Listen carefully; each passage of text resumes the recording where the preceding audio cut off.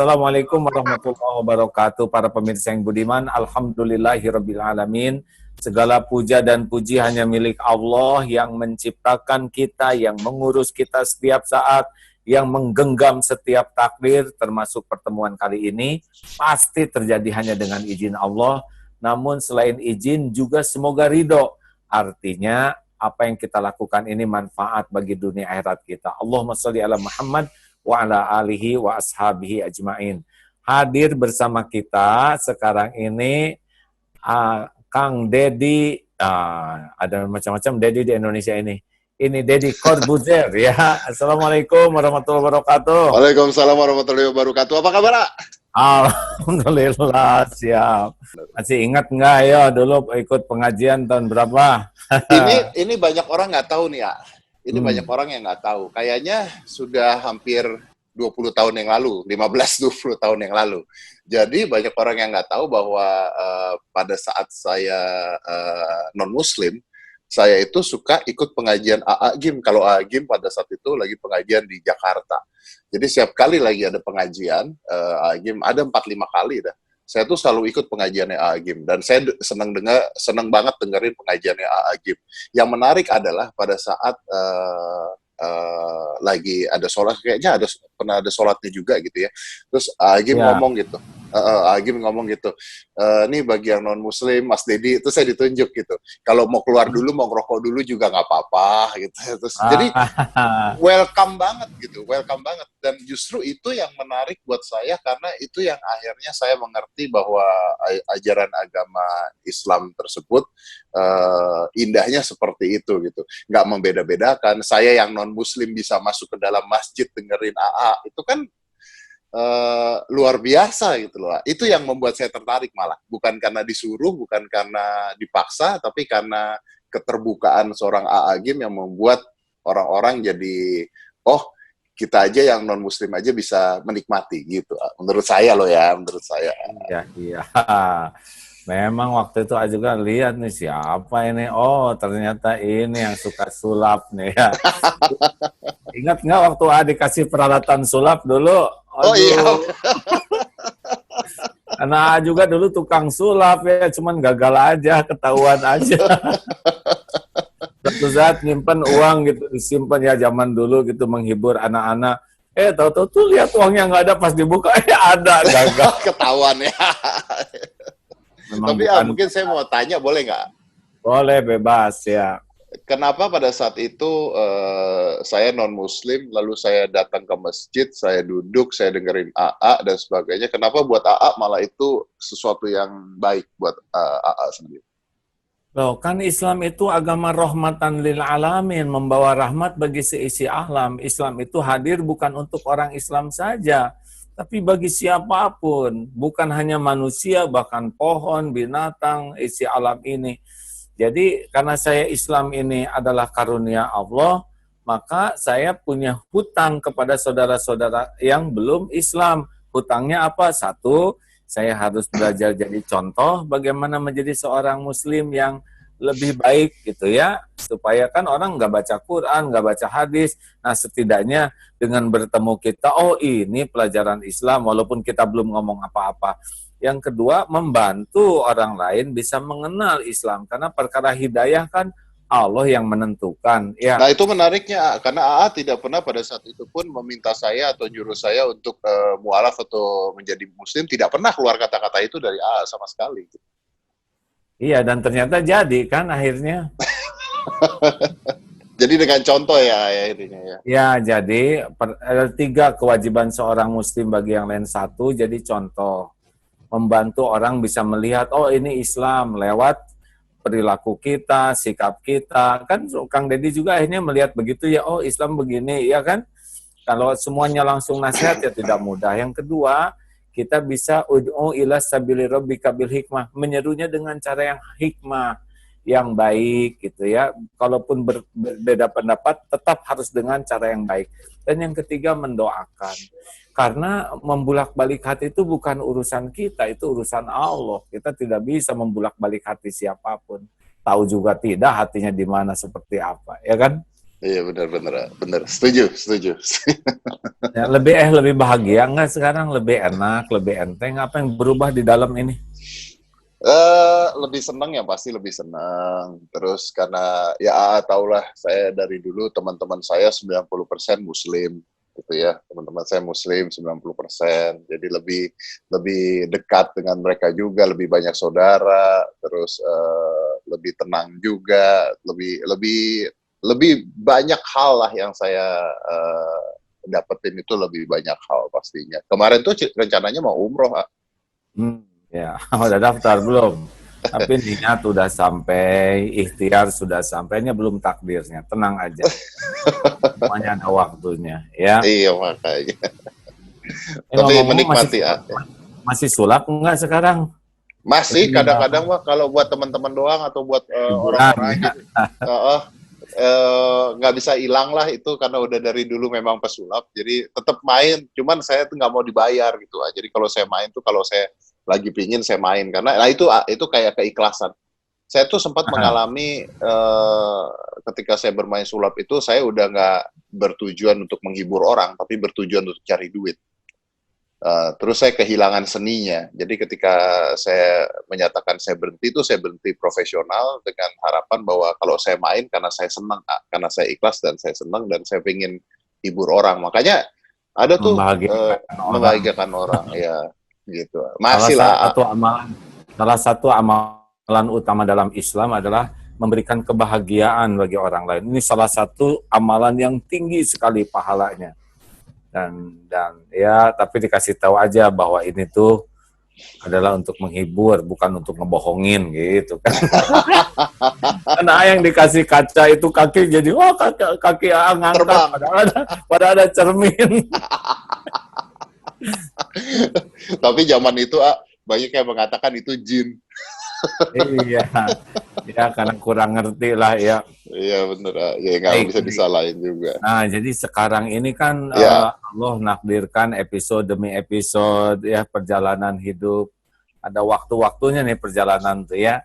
Jadi sekarang benar. apa nih intinya nih?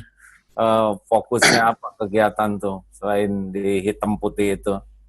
Eh, saya sih targetnya adalah saya tuh netral, saya tuh netral. Jadi saya tuh tidak pernah masuk ke partai politik apapun.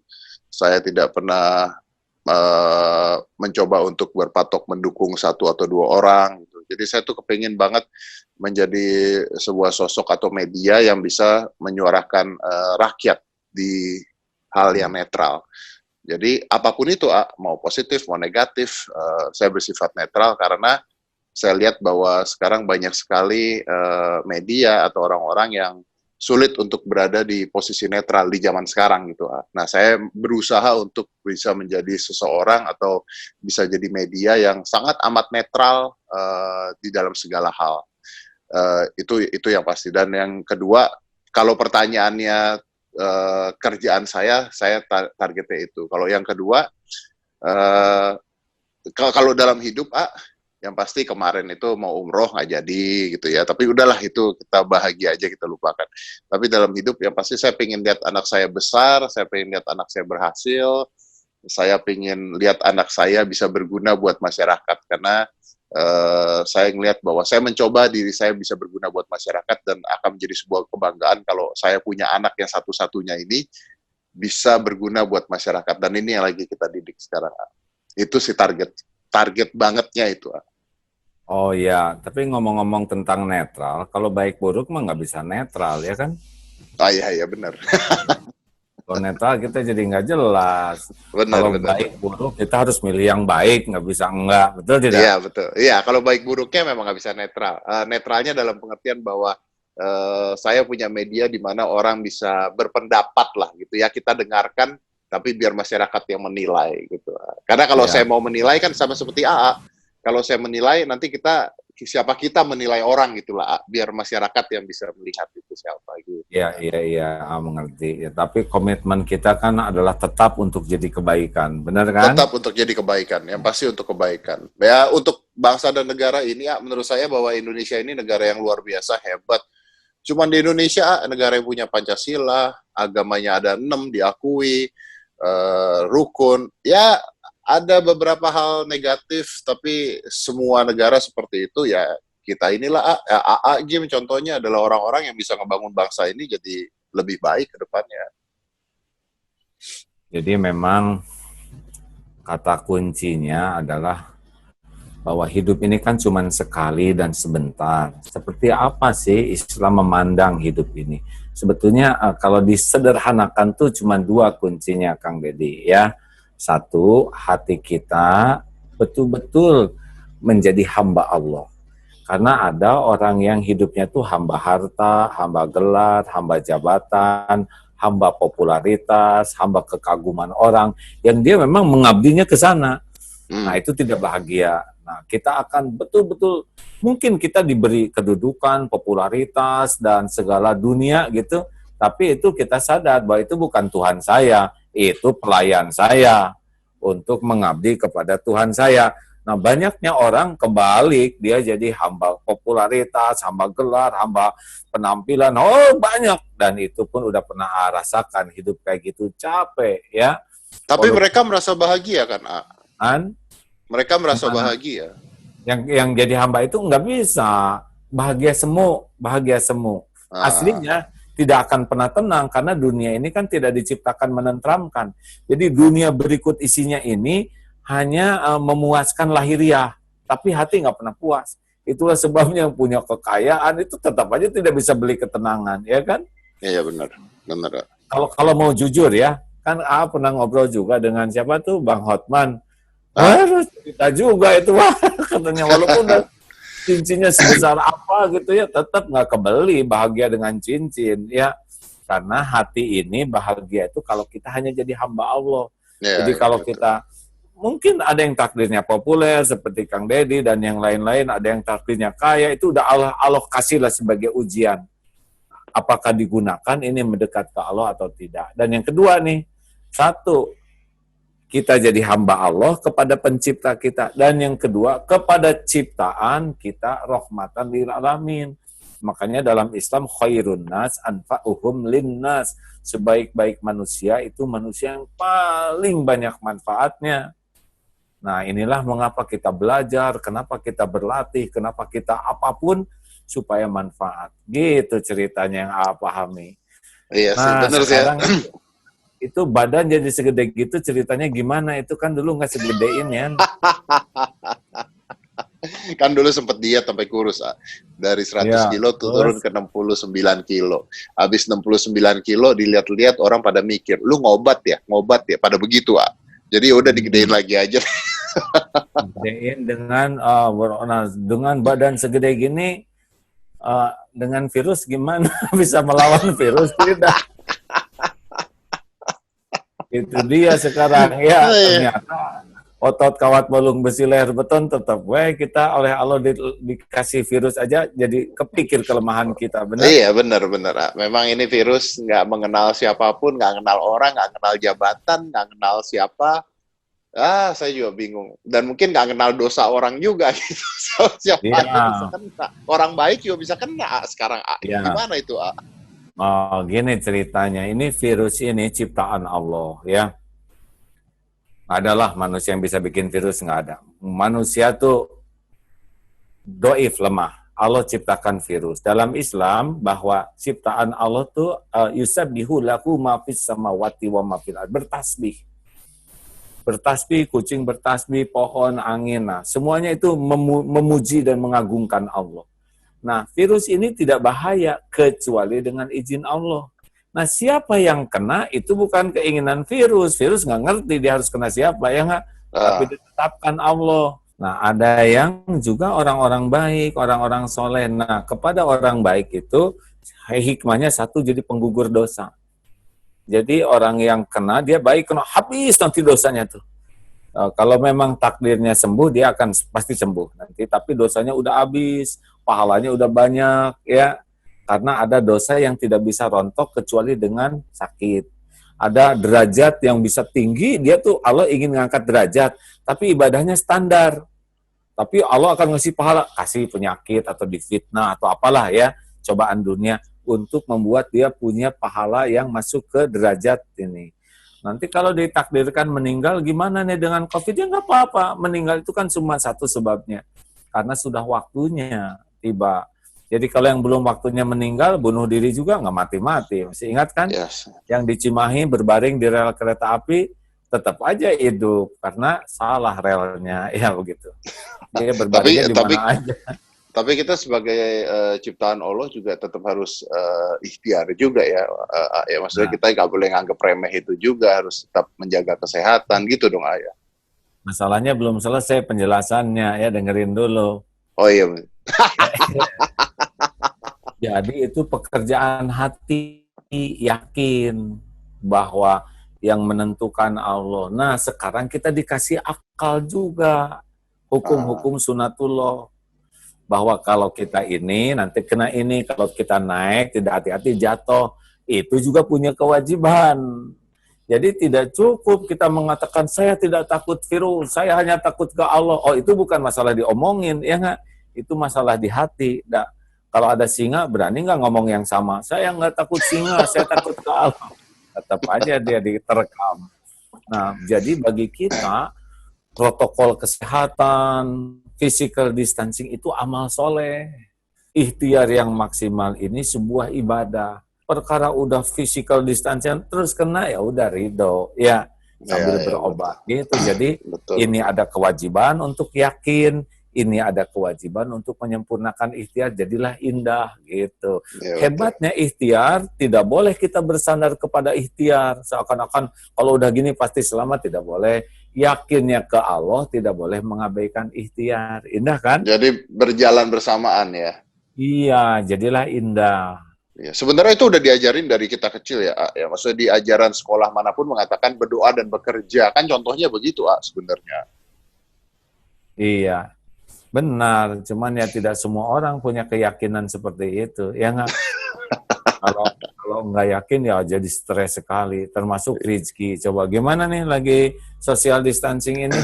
Lagi wabah ini rezeki berkurang, bertambah atau gimana?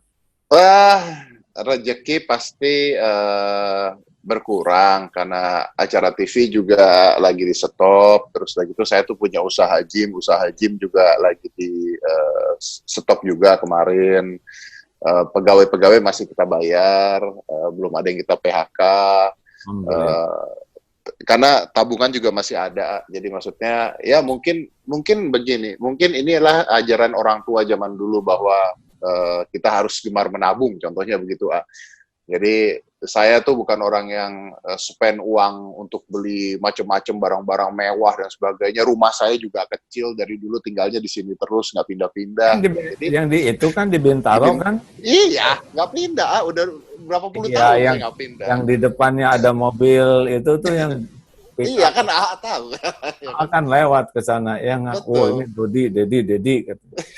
Saya tuh nggak pernah pindah-pindah. Jadi akhirnya karena saya juga masih punya simpanan dan sebagainya. Nah ini mungkin ajaran orang tua zaman dulu bahwa kenapa kita harus menyimpan, kenapa kita harus menabung. Ya saya terbukanya saat ini. Waduh, kalau saya dulu tidak menyimpan, kalau saya dulu foya-foya, kalau saya dulu judi, contohnya dan sebagainya, sekarang saya celaka. Tapi dengan adanya begini, saya masih bisa gaji pegawai saya masih bisa makan, masih bisa apa. Ya inilah kebuktinya bahwa ajaran orang tua itu dulu benar, itu kebuktinya sekarang tuh.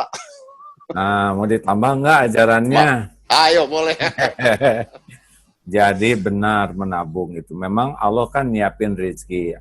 Kemarin kita mendapatkan penghasilan. Sekarang Allah ngerem, bukan berarti nggak ada rezeki. Karena jauh sebelumnya Allah sudah menyiapkan tabungan untuk kita. Itu juga rezeki dari Allah. Jadi rezeki itu tidak harus yang tidak ada jadi ada. Yang ada juga itu sudah disiapkan untuk saat ini. Kan Allah tahu apa yang akan terjadi. Ya, makanya zaman sekarang ini namanya mantap ya, makan tabungan. Relax saja. Nah, besok lusa kalau tabungan habis namanya manset ya, makan aset. Nggak apa-apa. Jual aja, nggak usah berat. Jual mobil nggak apa-apa. Dulu juga lahir nggak bawa mobil, ya nggak? Iya benar. Jual barang, jangan suka ribet. Karena memang episodenya begitu. Kan ada yang, wah ini sayang. Dunia mah nggak boleh nempel di hati. Belajar dari tukang parkir. banyak mobil nggak sombong, ganti-ganti nggak tak kabur, diambil nggak sakit hati. Nah, yang hebatnya adalah yang kurang tuh pelajaran, harus gemar menabung dan gemar sedekah. Oh iya, betul. Jadi Kebetulan. Kalau anak dibekelin tuh harusnya dua. Nah, ini untuk nabung, ini untuk sedekah. Itu. Ya. Betul.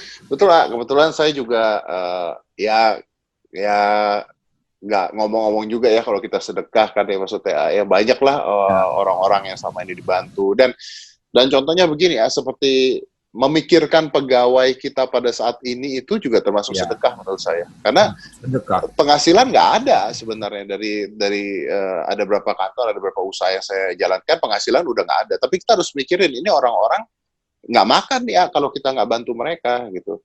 Jadi ya itu menurut saya itu termasuk sedekah ya, dan kita mikirin orang-orang terdekat kita dulu juga nggak salah, karena ya kita lebih kenal mereka, kita tahu kehidupan mereka, dan saya selalu memikirkan gimana caranya orang-orang ini masih bisa makan, dalam keadaan apapun masih bisa makan, dan itu sebenarnya memacu rezeki ya. Karena kalau misalnya saya mikirin orang lain, artinya memacu rezeki saya, karena saya harus berpikir lebih keras lagi untuk dapetin uang lagi ya. Buat saya itu sebagai sebuah pacuan rezeki menurut saya loh. Bukan menurut Teddy Corbuzier, memang itu menurut Allah juga begitu. Oh ya. Gitu ya. Dalam Islam, kullu ma'rufin sodaqoh. Jadi semua kebaikan itu sodaqoh. Senyum aja sedekah, ya kan? Oh iya benar. Pungut sampah itu sedekah. Berkata baik sedekah. Apalagi menjadi jalan kehidupan buat saudara-saudara kita, ya kan? Sebetulnya Allah sih yang ngasih rezeki buat mereka, cuma dititipkan ke kita. Mau kita tahan atau mau kita salurkan. Nah, kalau kita salurkan, hati itu dibuat bahagia. Kita diangkat jadi lebih mulia, dan musibah yang bakal menimpa kita ditolak oleh Allah.